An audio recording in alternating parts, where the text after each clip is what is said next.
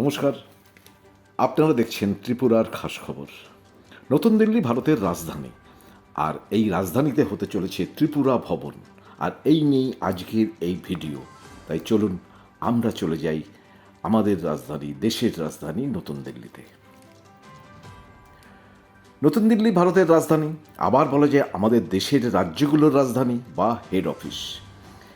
রাজধানীতে দেশের প্রায় সব রাজ্যের নিজস্ব ভবন আছে। যেমন পশ্চিমবঙ্গের আছে বঙ্গভবন।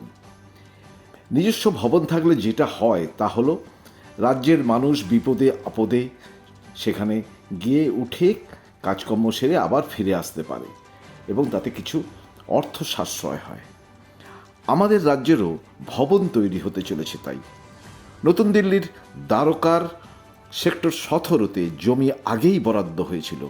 সেই 2930 বর্গমিটার জমি গত 7ই March Delhi development authority Tripura ভবনের জন্য হস্তান্তর করে। মুখ্যমন্ত্রী চান ত্রিপুরা ভবন হোক উন্নত মানের, হোক অত্যাধুনিক, আর কিছুদিনের মধ্যে ভবন নির্মাণের কাজ শুরু হবে। মুখ্যমন্ত্রী ডক্টর মানিক সাহা আজ ওই জমি পরিদর্শন করেন এবং আধিকারিকদের সঙ্গে কথা বলেন এবং আলোচনা করেন যে কিভাবে এবং কত দ্রুত কাজ শুরু করা যায় এবং তা শেষ করা যায়। এবং এই ভবন হবে রাজ্য সরকারের, অর্থাৎ আমাদের ত্রিপুরার এক সম্পদ। আজ এই পর্যন্ত।